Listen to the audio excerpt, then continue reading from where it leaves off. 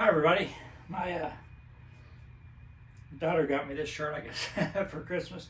You know, when you like model trains, you end up with all kinds of train related stuff. It's always a safe thing to buy you for Christmas or birthdays and stuff. Let's talk about track today. Let's talk about finishing the track, filling in the gaps in the ties, and painting the track. We don't get into ballast. That'd be later, but we'll just talk about track today. So these are the pieces when you cut the Pico ties away to join tracks. And remember the structure of the Pico rail.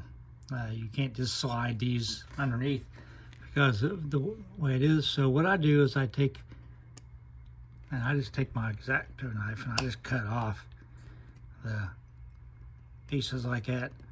And then I'll just cut the ties.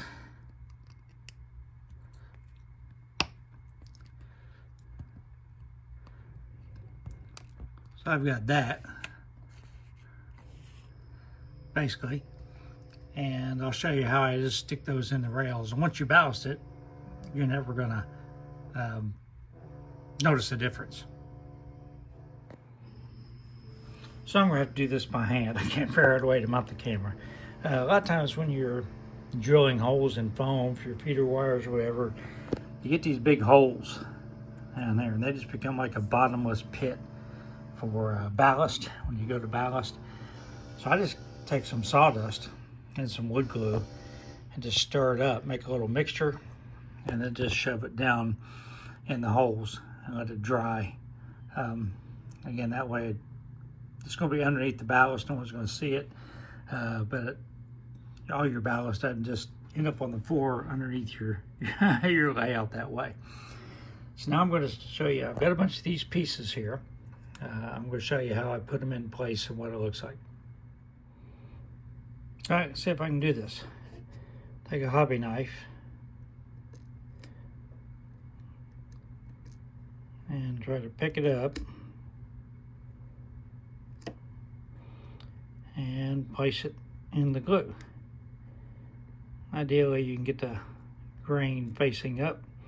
For some reason, these Pico ties, they're not square, and so they would rather lay on the side than the grain up. Of course, the grain's only on one side of them. Now this is canopy glue. It will dry clear, so I'm not super worried. Just get in there like that. The end pieces, get them in there, try to get them to line up a little bit. And you can see I've already done these two. I'll sort of try to drop an end piece in there. But again, it's in scale track. You're not going to, once you ballast it, you're not going to really notice, because most people don't zoom in that much on their end scale track. So that's how I deal with the Pico ties. And like down here, I've already done some of these yesterday. So this one right here is glued in place. Here's a couple here. And like I said, I don't think you'll ever notice it once everything's done. So now that we have all the gaps in the ties filled in, let's talk about painting track. Now for the current layout, it's in a bedroom. I don't really have the ability to use an airbrush in the house. I couldn't take it out in the garage, for example. This module, yeah, I could easily pack that out into the garage and either use a spray bomb, like some people do. They just take like a can of Rust-Oleum or something and paint the track. Other people use an airbrush to paint the track. I watched probably 7 or 8 videos of how to paint track just to do some research on it. You know, airbrush is a very good method of doing it. I just am not that, I don't feel like I'm that good with an airbrush. I have painted locomotives. I have painted freight cars with an airbrush. I just don't feel like that confident in it, and it just seems like where I have to paint in the garage, with the air compressor, and it's dirty, and I just don't have a good setup for it. So I just don't, the airbrush is not my go-to method. I thought about a spray bomb, just like can of Rust-Oleum or something. Then you got to mask all the track off to where you don't want the paint to be, because you can cause a lot of electrical problems like that. So I'm just going to go back to my tried and true method of doing it. I've got a module that's 43 inches long, doesn't have that much track. If you look at the tracks in it, they're, there's probably, I don't know, 10 feet of track, if that. I'm only going to paint the rails that you can see. There's no reason to paint the back side of the rails. Just like when you build a building, there's no reason to finish the back side of the building that goes to a backdrop. It could just be plain styrene. So there's no reason, no one is ever going to look at the back side of the rails.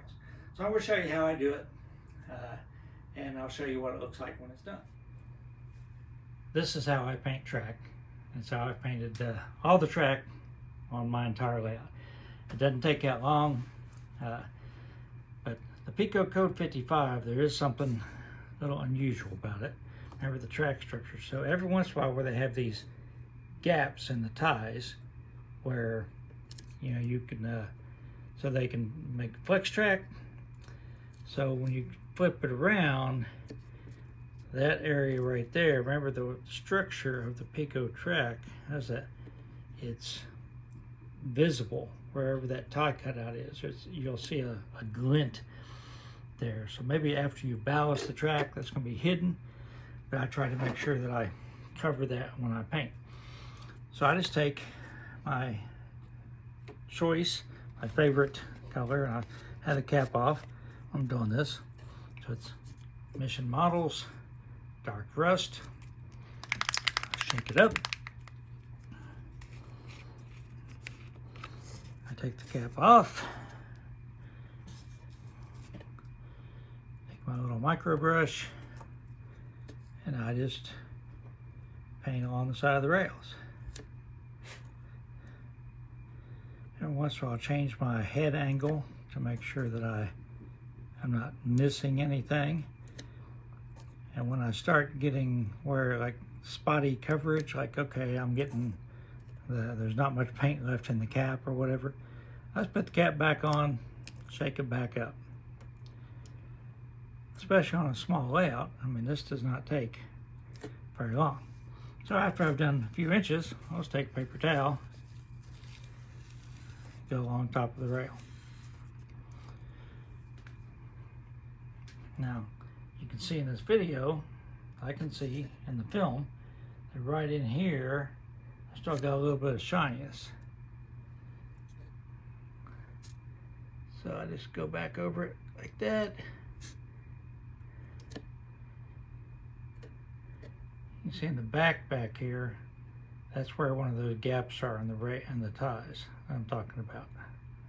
So if you're spray bombing, it's probably pretty easy to get down in there, but if you're doing this, you just have to make sure that you get, again, the ballast is probably going to cover it anyhow because it's down there below the level of the ties, but I just like to not take any chances on any shiny spots.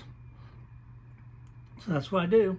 I just go along and I just do a few inches at a time, and I wipe the top of the rails, and it won't take me, I'll have this whole thing done easily less than an hour for the size of the layout I have. So I'm all done. These are what I use. Again, I use the canopy glue to glue the ties back down. Use the Mission Models Dark Rust for the side of the rails, and that would probably work well if you airbrushed it too. I just hand paint it. Mission Models rail tie brown. That's a nice flat brown, and it kills the shine on the ties. I really like it. I dry brush everything with that. And when I'm dry brushing, occasionally, like some of these tie-ins especially, will pop off, and I just glue them back on. And every once in a while, I'll highlight a tie with some gray, like it's an old tie. Probably a flat would be better, flat gray, because again, you don't want to have any shine. But when I put the ballast down, You know, I think that scenic cement that I usually use, or use matte medium, has a matte finish. So it would, you know, you'd get a little bit down the ties and that'll probably kill any shine anyhow.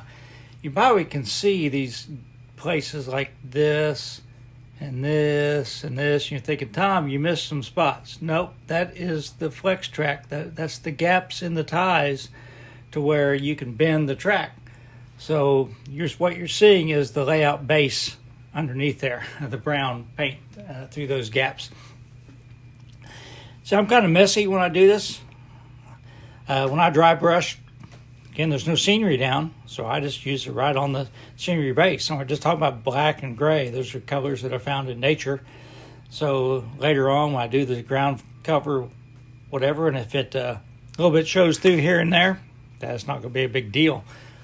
This green spot was where I had some piece of duct tape down there to hold the rail down, and it sort of pulled up my base cover. All right, so that's it. Don't know if we'll get another one of these done next week. Doing a little family vacation, just 3 or 4 days. Usually try to post these on Wednesday. But if I can shoot enough of it to go ahead and get it, you know, all done, I will post it Wednesday from where I'm staying at. I assume we'll have a good internet down there, I hope. It'll either be about a couple of the buildings I'm working on, or that's most likely, or it could be the staging track. Don't know if I'm going to get into that far. And that's going to attach back here and go out that way. So we'll figure it out when we get to it. So if everybody enjoyed this, question, comments, always welcome. And everybody stay safe. All right, at the beginning of the video, especially, you might have heard some like people cutting and drilling and stuff in the background. Had our deck replaced. It's the same size as the old one, but it's a whole lot better, a whole lot sturdier this week. So our retirement present for ourselves. I'm an old retired guy. I need a place to sit. Look at my grass grow. So right now it's 89. Feels like 97. So I'm getting the heck back inside. So everybody stay safe.